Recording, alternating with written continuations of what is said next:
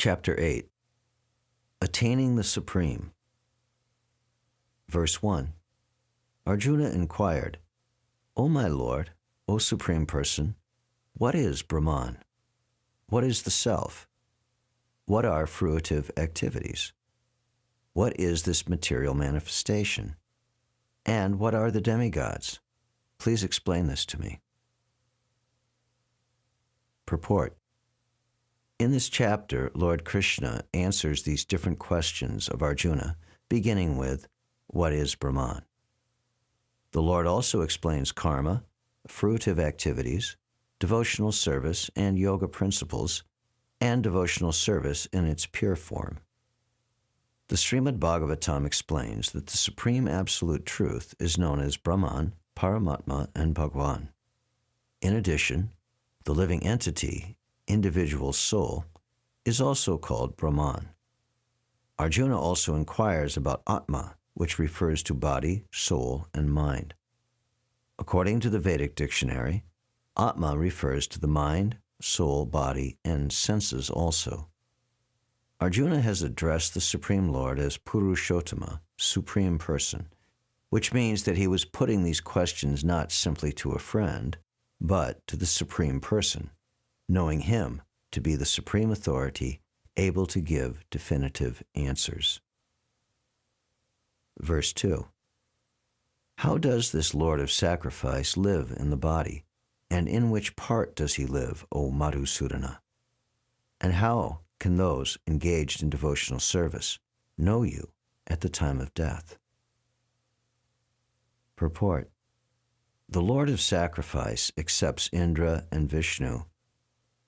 Vishnu is the chief of the primal demigods, including Brahma and Shiva, and Indra is the chief of the administrative demigods. Both Indra and Vishnu are worshipped by yajna performances. But here Arjuna asks, who is actually the Lord of yajna or sacrifice, and how is the Lord residing within the body of the living entity? Arjuna addresses the Lord as Madhusudana because Krishna once killed a demon named Madhu. Actually, these questions, which are of the nature of doubts, should not have arisen in the mind of Arjuna because Arjuna is a Krishna-conscious devotee. Therefore, these doubts are like demons. Since Krishna is so expert in killing demons, Arjuna here addresses him as Madhusudana, so that Krishna might kill the demoniac doubts that arise in Arjuna's mind. Now the word prayana kale in this verse is very significant, because whatever we do in life will be tested at the time of death. Arjuna fears that at the time of death, those who are in Krishna consciousness will forget the Supreme Lord because at such a time, body functions are disrupted and the mind may be in a panic-stricken state. Therefore, Maharaj Kulashekar, a great devotee, prays, My dear Lord, may I die immediately, now that I'm healthy, so that the swan of my mind may enter into the stem of thy lotus feet. This metaphor is used because the swan often takes pleasure in entering the stem of the lotus flower. Similarly, the mind of the pure devotee is drawn to the lotus feet of the Lord. Maharaj Kulashekar fears that at the moment of death, his throat will be so choked up that he will not be able to chant the holy names, so it is better to die immediately. Arjuna questions how one's mind can remain fixed on Krishna's lotus feet at such times. Verse 3. The Supreme Lord said, The indestructible, transcendental living entity is called Brahman, and his eternal nature is called the Self. Action pertaining to the development of these material bodies is called karma, or fruitive activities. Purport. Brahman is indestructible and eternally existing, and its constitution is not changed at any time. But beyond Brahman, there is Para-Brahman. Brahman refers to the living entity, and Para-Brahman refers to the Supreme Personality of Godhead. The constitutional position of the living entity is different from the position he takes in the material world. In material consciousness, his nature is to try to be the Lord of matter, but in spiritual or Krishna consciousness, his position is to serve the Supreme. When the living entity is in material consciousness, he has to take on various bodies in the material world. That is called karma, or varied creation by the force of material consciousness. In Vedic literature, the living entity is called Jivatma and Brahman, but he is never called Para-Brahman. The living entity, or Jivatma, takes different positions. Sometimes he merges into the dark material nature and identifies himself with matter, and sometimes he identifies himself with the superior spiritual nature. Therefore, he is called the Supreme Lord's marginal energy. According to his identification with material or spiritual nature, he receives a material or spiritual body. In material nature, he may take a body from any of the 8,400,000 species of life, but in spiritual nature, he has only one body. In material nature, he is sometimes manifested as a man, demigod, an animal, a beast, bird, etc., according to his karma. To attain material heavenly planets and enjoy their facilities, he sometimes performs sacrifices or yajna, but when his merit is exhausted, he returns to earth again in the form of a man. In the process of sacrifice, the living entity makes specific sacrifices to attain specific heavenly planets and consequently reaches them. When the merit of sacrifice is exhausted, then the living entity descends to earth in the form of rain, then takes on the form of grains, and the grains are eaten by man and transformed into semen, which impregnates a woman, and thus the living entity once again attains the human form to perform sacrifice and so repeat the same cycle. In this way, the living entity perpetually comes and goes on the material path. The Krishna-conscious person, however, avoids such sacrifices. He takes directly to Krishna consciousness and thereby prepares himself to return to Godhead. Impersonalist commentators on the Gita unreasonably assume that Brahman takes the form of Jiva in the material world, and to substantiate this, they refer to chapter 15, verse 7 of the Gita. But this verse also speaks of the living entity as an eternal fragment of myself. The fragment of God, the living entity, may fall down into the material world, but the Supreme Lord, Achyuta, never falls down. Therefore, this assumption that the Supreme Brahman assumes the form of Jiva is not acceptable. It is important to remember that in Vedic literature, Brahman, the living entity, is distinguished from Para-Brahman, the Supreme Lord. Verse 4. Physical nature is known to be endlessly mutable. The universe is the cosmic form of the Supreme Lord, and I am that Lord, represented as the Supersoul, dwelling in the heart of every embodied being. Purport. The physical nature is constantly changing. Material bodies generally pass through 6 stages. They are born, they grow, they remain for some duration, they produce some byproducts, they dwindle, and then they vanish. This physical nature is called Adibhutam. Because it is created at a certain point and will be annihilated at a certain point, the conception of the universal form of the Supreme Lord that includes all the demigods and their different planets is called Adidaivatam. The individual soul, or jiva, accompanies the body. The Supersoul, a plenary representation of Lord Krishna, is called the Paramatma, or Adiyagna, and is situated in the heart. The word eva is particularly important in the context of this verse because by this word the Lord stresses that the Paramatma is not different from him. The Supersoul, the Supreme Personality of Godhead, seated beside the individual soul, is the witness of the individual soul's activities and is the source of consciousness. The Supersoul gives the Jiva an opportunity to act freely, and he witnesses his activities. The functions of all these different manifestations of the Supreme Lord automatically become clarified for the pure Krishna-conscious devotee engaged in transcendental service of the Lord. The gigantic universal form of the Lord, called Adidaivatam, is contemplated by the neophyte who cannot approach the Supreme Lord in his manifestation as Supersoul. The neophyte is advised to contemplate the universal form whose legs are considered the lower planets and whose eyes are considered the sun and moon and whose head is considered the upper planetary system. Verse 5. And whoever, at the time of death, quits his body, remembering me alone, at once attains my nature. Of this there is no doubt. Purport. In this verse, the importance of Krishna consciousness is stressed. Anyone who quits his body in Krishna consciousness is at once transferred to the transcendental abode of the Supreme Lord. The word smaran, or remembering, is important. Remembrance of Krishna is not possible for the impure soul who has not practiced Krishna consciousness in devotional service.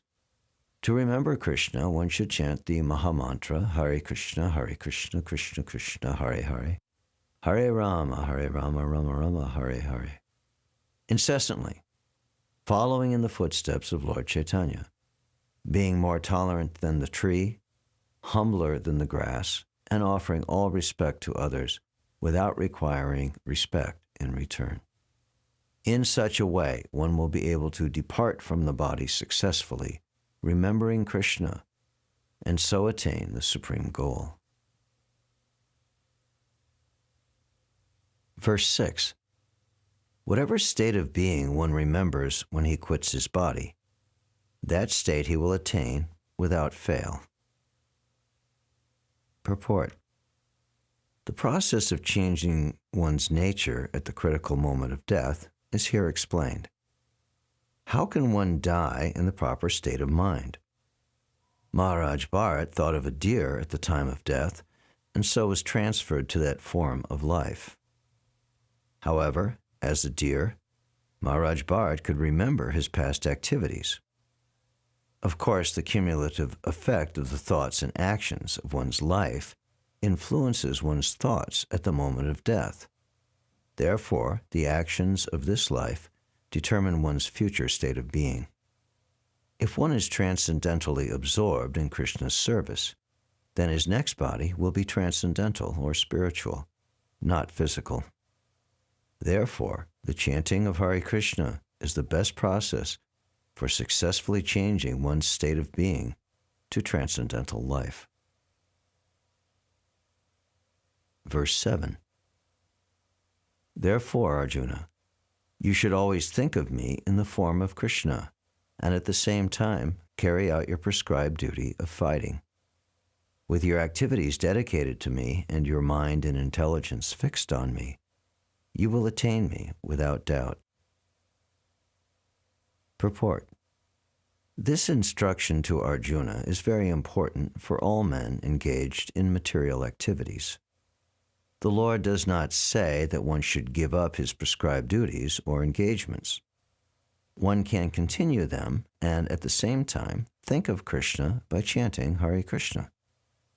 This will free one from material contamination and engage the mind and intelligence in Krishna. By chanting Krishna's names, one will be transferred to the supreme planet, Krishna Loka, without a doubt. Verse 8. He who meditates on the Supreme Personality of Godhead, his mind constantly engaged in remembering me, undeviated from the path, he, O Partha Arjuna, is sure to reach me. Purport. In this verse, Lord Krishna stresses the importance of remembering him. One's memory of Krishna is revived by chanting the Mahamantra, Hare Krishna. By this practice of chanting and hearing the sound vibration of the Supreme Lord, one's ear, tongue, and mind are engaged. This mystic meditation is very easy to practice, and it helps one attain the Supreme Lord.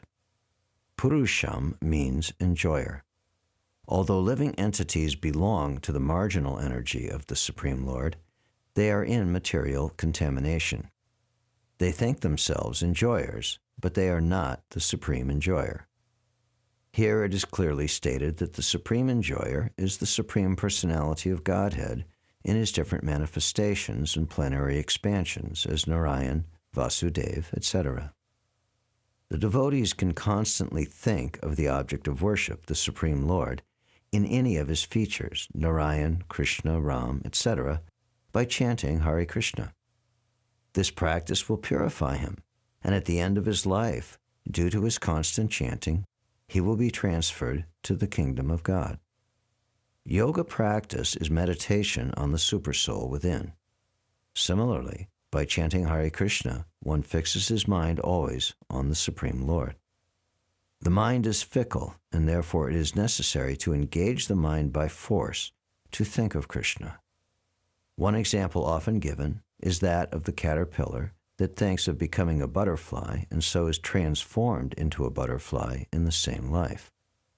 Similarly, if we constantly think of Krishna, it is certain that at the end of our lives, we shall have the same bodily constitution as Krishna. Verse 9.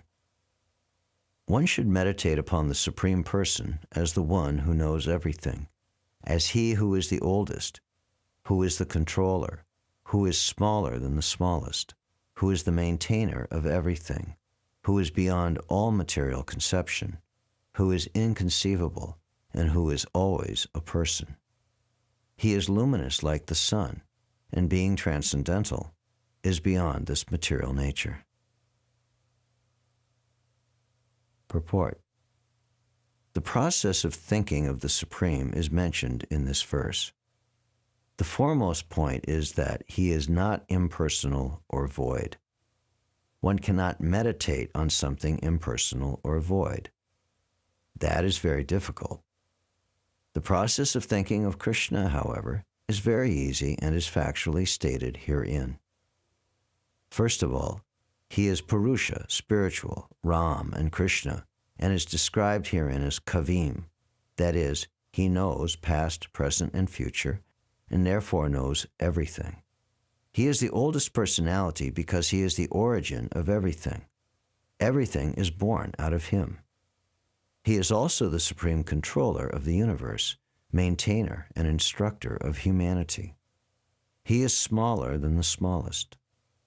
The living entity is 1/10,000th part of the tip of a hair. But the Lord is so inconceivably small that he enters into the heart of this particle. Therefore, he is called smaller than the smallest. As the Supreme, he can enter into the atom and into the heart of the smallest and control him as the Supersoul. Although so small, he is still all-pervading and is maintaining everything. By him, all these planetary systems are sustained. We often wonder how these big planets are floating in the air. It is stated here that the Supreme Lord, by his inconceivable energy, is sustaining all these big planets and systems of galaxies. The word achintya, or inconceivable, is very significant in this connection. God's energy is beyond our conception, beyond our thinking jurisdiction, and is therefore called inconceivable or achintya. Who can argue this point?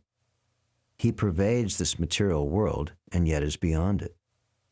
We cannot even comprehend this material world, which is insignificant compared to the spiritual world.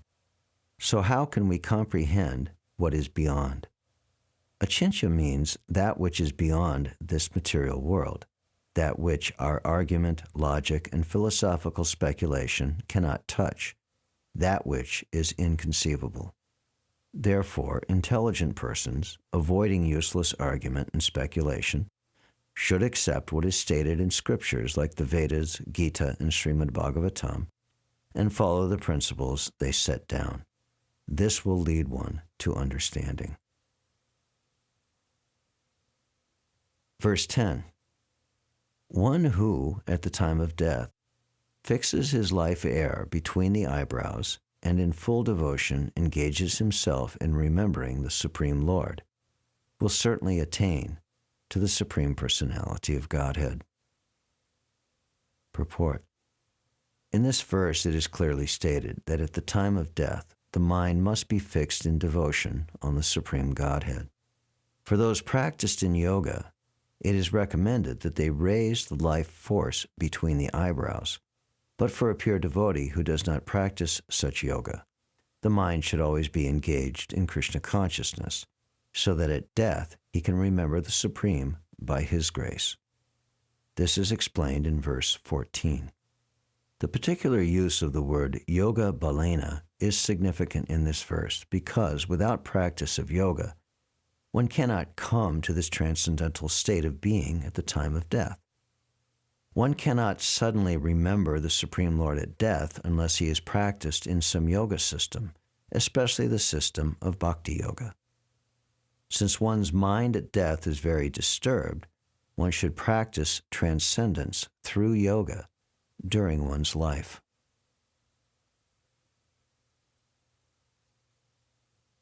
Verse 11. Persons learned in the Vedas, who utter Omkara and who are great sages in the renounced order, enter into Brahman. Desiring such perfection, one practices celibacy. I shall now explain to you this process by which one may attain salvation. Purport. Lord Krishna explains that Brahman, although one without a second, has different manifestations and features. For the impersonalists, the syllable Om is identical with Brahman. Krishna here explains the impersonal Brahman in which the renounced order of sages enter. In the Vedic system of knowledge, students, from the very beginning, are taught to vibrate Om and learn of the ultimate impersonal Brahman by living with the spiritual master in complete celibacy. In this way, they realize two of Brahman's features. This practice is very essential for the student's advancement in spiritual life, but at the moment such brahmachari or unmarried celibate life is not at all possible. The social construction of the world has changed so much that there is no possibility of one's practicing celibacy from the beginning of student life. Throughout the world, there are many institutions for different departments of knowledge, but there is no recognized institution where students can be educated in the brahmachari principles. Unless one practices celibacy, advancement in spiritual life is very difficult. Therefore, Lord Chaitanya has announced, according to the scriptural injunctions for this age of Kali, that no process of realizing the Supreme is possible except the chanting of the holy name of Lord Krishna. Hare Krishna, Krishna Krishna, Hare Hare. Hare Rama, Rama Rama, Hare Hare. Verse 12. The yogic situation is that of detachment from all sensual engagements, closing all the doors of the senses and fixing the mind on the heart and the life air at the top of the head. One establishes himself in yoga. Purport. To practice yoga as suggested here, one first has to close the door of all sense enjoyment. This practice is called pratyahara, or withdrawing the senses from the sense objects. Sense organs for acquiring knowledge, such as the eyes, ears, nose, tongue, and touch, should be fully controlled and should not be allowed to engage in self-gratification. In this way, the mind focuses on the supersoul in the heart, and the life force is raised to the top of the head. In the 6th chapter, this process is described in detail. But as mentioned before, this practice is not practical in this age. The best process is Krishna consciousness. If one is always able to fix his mind on Krishna in devotional service, it is very easy for him to remain in an undisturbed transcendental trance, or in samadhi. Verse 13. After being situated in this yoga practice and vibrating the sacred syllable Om, the supreme combination of letters, if one thinks of the Supreme Personality of Godhead and quits his body, he will certainly reach the spiritual planets. Purport. It is clearly stated here that Om, Brahman, and Lord Krishna are not different. The impersonal sound of Krishna is Om, but the sound Hare Krishna contains Om. It is clearly recommended in this age that if one quits his body at the end of this life, chanting the Maha Mantra Hare Krishna, he will reach the spiritual planets. Similarly, those who are devotees of Krishna enter the Krishna planet or Goloka Vrindavan, whereas the impersonalists remain in the Brahma Jyotir. The personalists also enter many innumerable planets in the spiritual sky, known as Vaikunthas. Verse 14. For one who remembers me without deviation, I am easy to obtain, O son of Pritha, because of his constant engagement in devotional service. Purport. In this verse, the bhakti yoga of the unalloyed devotees of the Supreme Godhead is described. The preceding verses mention 4 different kinds of devotees: the distressed, the inquisitive, those who seek material gain, and the speculative philosophers. Different processes of liberation from material entanglement have also been described: karma yoga, jnana yoga, and hatha yoga. But here, bhakti yoga, without any mixture of these, is mentioned. In bhakti yoga, the devotees desire nothing but Krishna. The pure bhakti devotee does not desire promotion to heavenly planets, nor does he seek salvation or liberation from material entanglement. A pure devotee does not desire anything. In the Chaitanya Charitamrita, the pure devotee is called nishkama, which means he has no desire for self-interest. Perfect peace belongs to him alone, not to them who strive for personal gain. The pure devotee only wants to please the Supreme Lord, and so the Lord says that for anyone who is unflinchingly devoted to him, he is easy to attain. The devotee can render service to any of the transcendental forms of the Supreme Lord, and he meets with none of the problems that plague the practitioners of other yogas. Bhakti yoga is very simple and pure and easy to perform. One can begin by simply chanting Hare Krishna. Krishna is very merciful to those who engage in his service, and he helps in various ways that devotee who is fully surrendered to him, so he can understand him as he is. The Lord gives such a devotee sufficient intelligence so that ultimately the devotee can attain him in his spiritual kingdom. The specific qualification of the pure devotee is that he is always thinking of Krishna without considering the time or place. There should be no impediments. He should be able to carry out his service anywhere and at any time. Some say that the devotee should remain in holy places like Vrindavan or some holy town where the Lord lived. But a pure devotee can live anywhere and create the atmosphere of Vrindavan by his devotional service. It was Sri Advaita who told Lord Chaitanya, "Wherever you are, O Lord, there is Vrindavan." A pure devotee constantly remembers Krishna and meditates upon him. These are qualifications of the pure devotee for whom the Lord is most easily attainable. Bhakti yoga is the system that the Gita recommends above all others. Generally, the bhakti yogis are engaged in 5 different ways. 1. Shanta Bhakta, engaged in devotional service in neutrality. 2. Dasya Bhakta, engaged in devotional service as servant. 3. Sakya Bhakta, engaged as friend. 4. Vatsalya Bhakta, engaged as parent. And 5. Madhurya Bhakta, engaged as conjugal lover of the Supreme Lord. In any of these ways, the pure devotee is always constantly engaged in the transcendental loving service of the Supreme Lord and cannot forget the Supreme Lord, and so for him, the Lord is easily attained.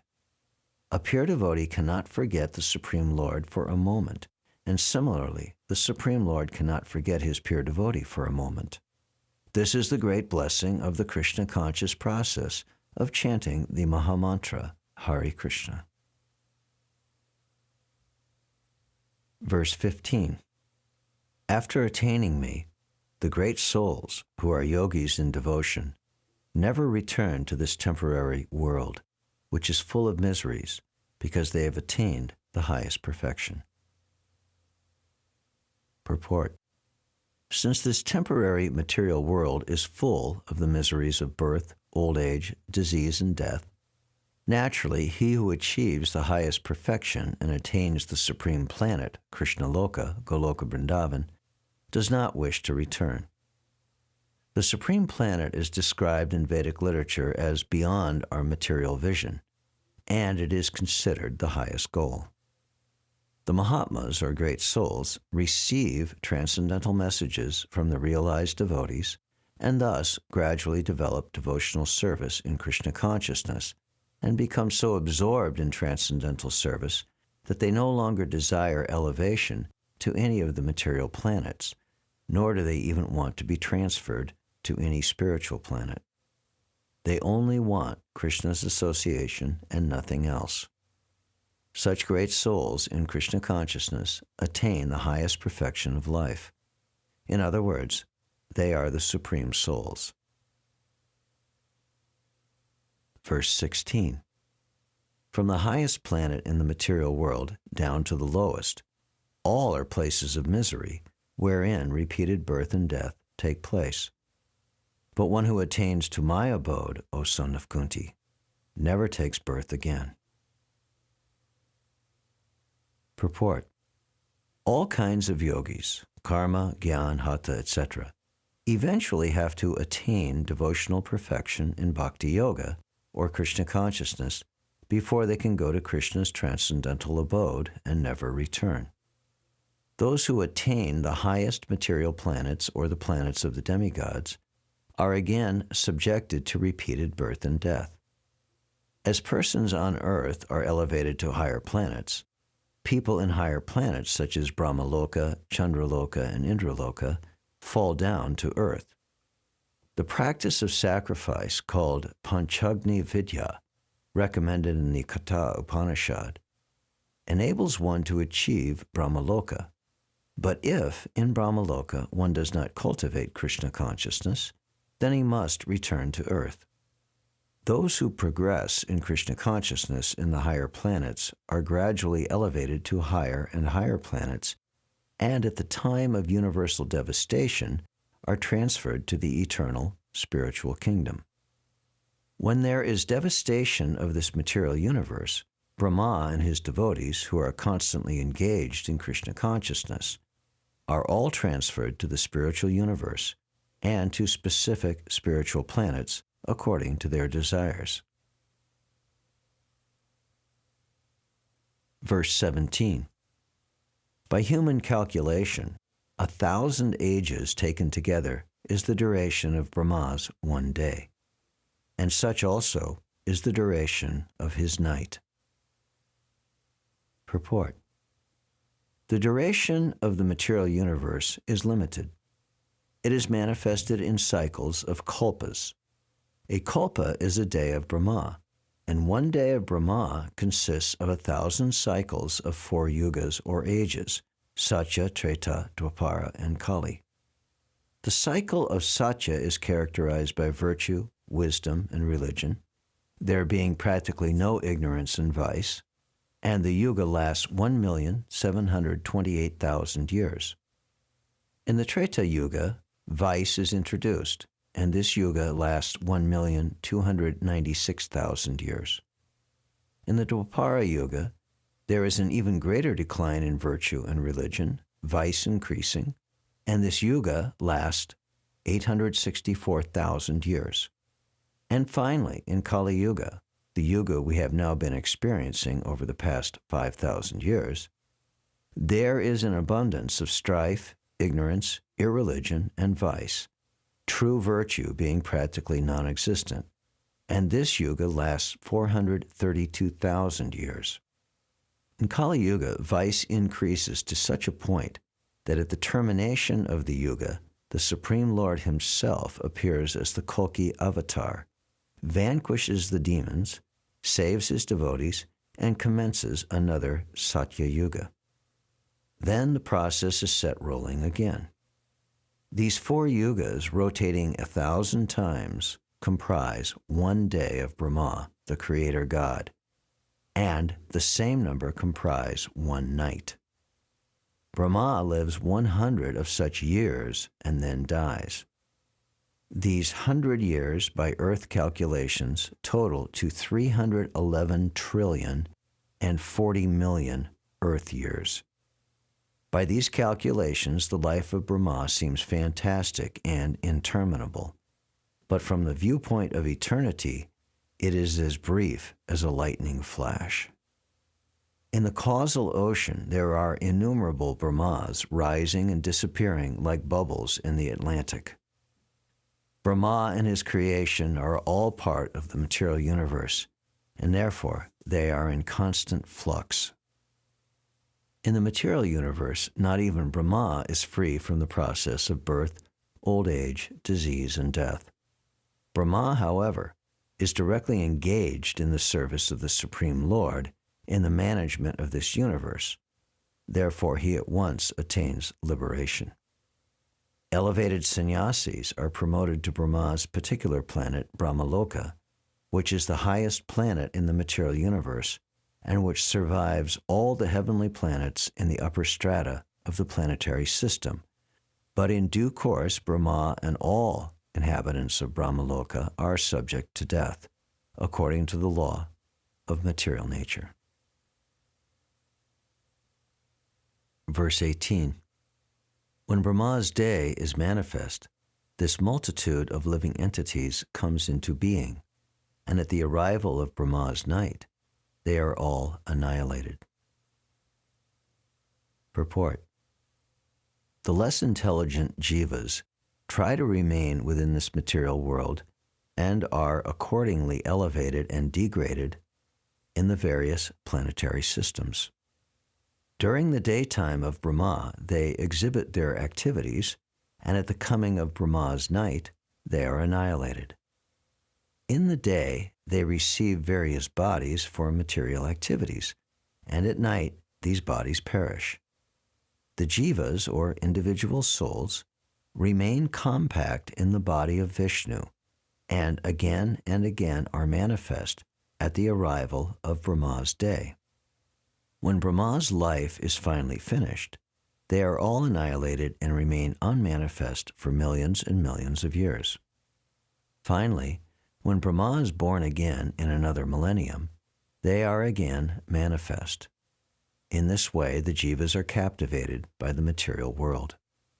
However, those intelligent beings who take to Krishna consciousness and chant Hare Krishna, Hare Rama in devotional service transfer themselves, even in this life, to the spiritual planet of Krishna and become eternally blissful there, not being subject to such rebirths. Verse 19. Again and again the day comes, and this host of beings is active. And again the night falls, O Partha, and they are helplessly dissolved. Verse 20.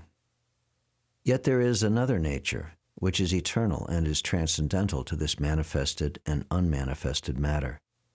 It is supreme and is never annihilated. When all in this world is annihilated, that part remains as it is. Purport.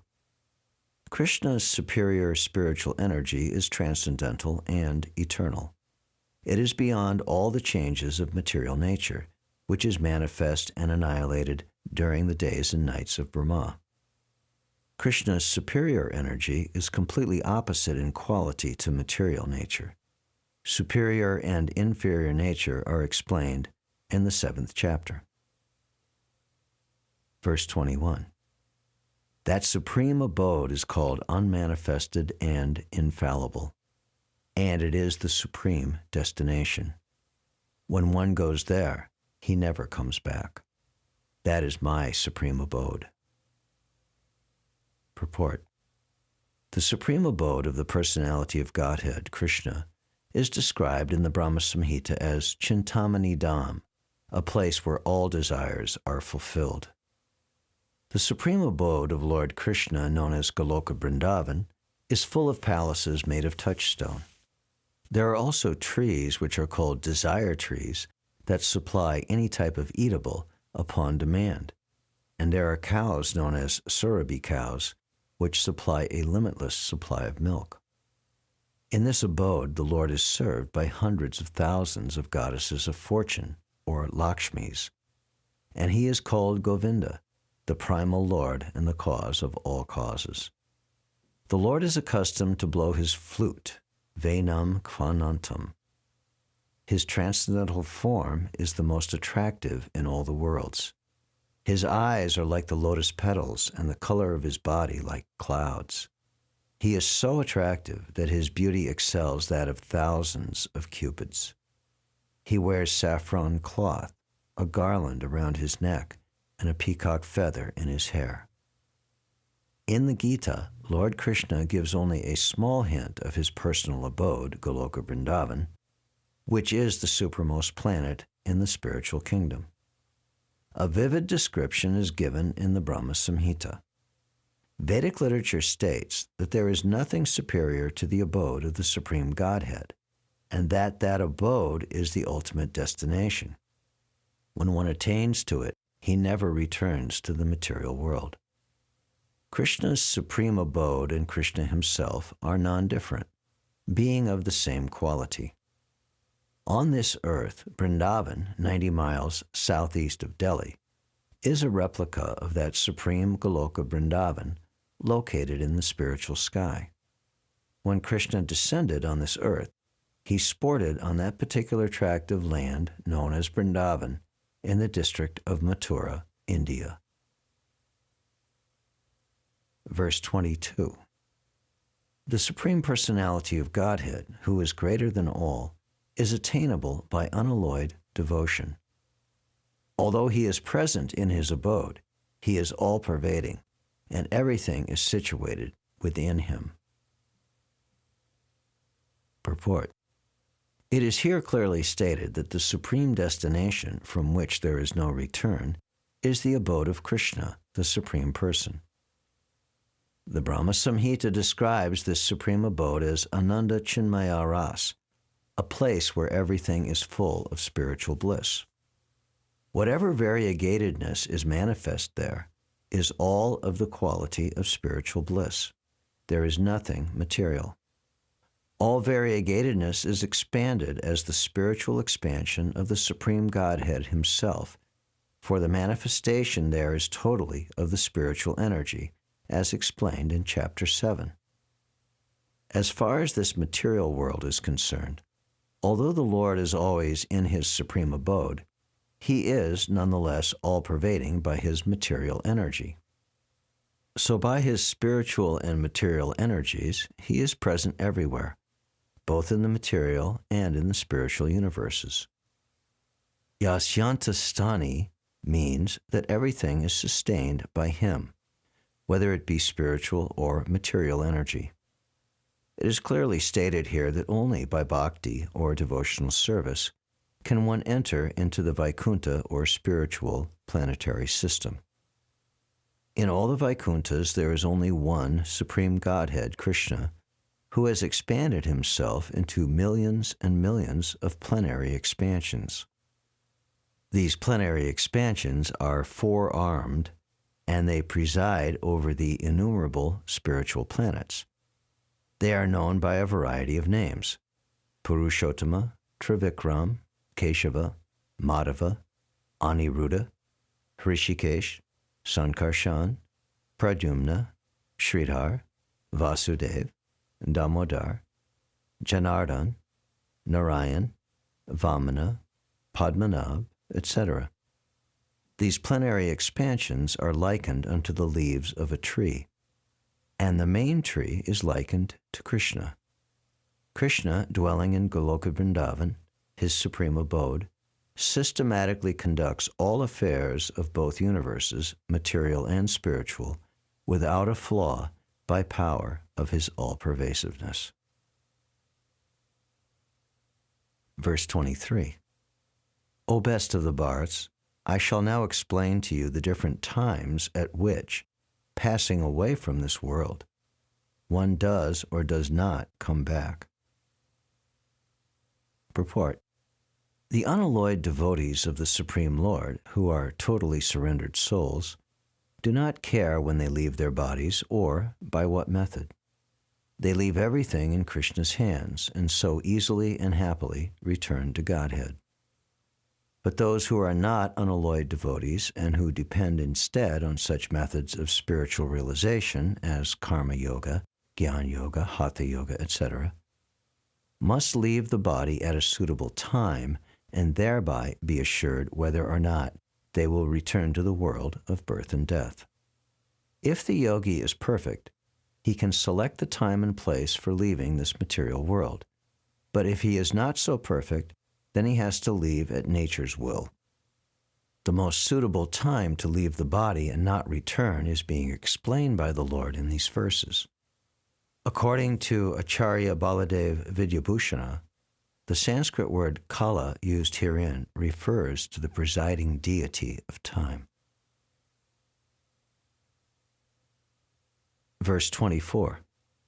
Those who know the Supreme Brahman pass away from the world during the influence of the fiery god, in the light, at an auspicious moment, during the fortnight of the moon, and the 6 months when the sun travels in the north. Purport.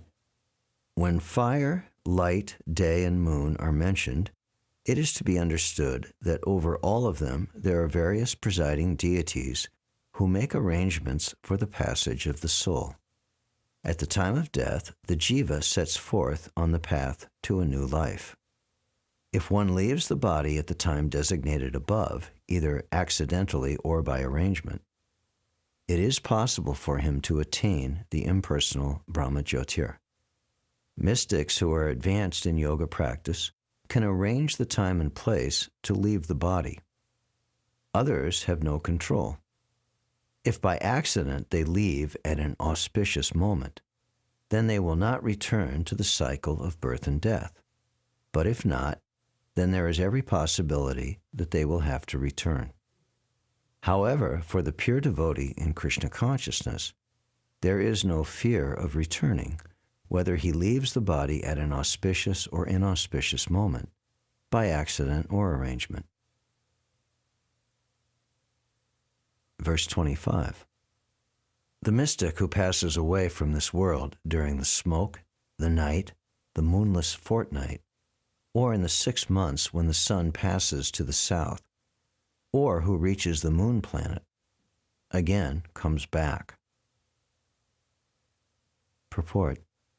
In the 3rd canto of Srimad Bhagavatam, we are informed that those who are expert in fruitive activities and sacrificial methods on earth attain to the moon at death. These elevated souls live on the moon for about 10,000 years by demigod calculations and enjoy life by drinking somaras. They eventually return to earth.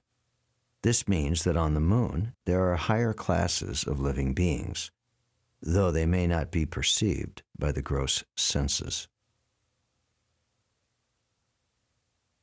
Verse 26. According to the Vedas, there are 2 ways of passing from this world, one in light and one in darkness. When one passes in light, he does not come back, but when one passes in darkness, he returns. Purport. The same description of departure and return is quoted by Acharya Baladev Vidyabhushan from the Chandogya Upanishad. In such a way, those who are fruitive laborers and philosophical speculators from time immemorial are constantly going and coming. Actually, they do not attain ultimate salvation, for they do not surrender to Krishna. Verse 27. The devotees who know these two paths, O Arjuna, are never bewildered. Therefore, be always fixed in devotion. Purport. Krishna is here advising Arjuna that he should not be disturbed by the different paths the soul can take when leaving the material world.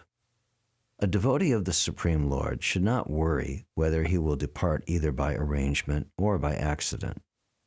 The devotee should be firmly established in Krishna consciousness and chant Hare Krishna.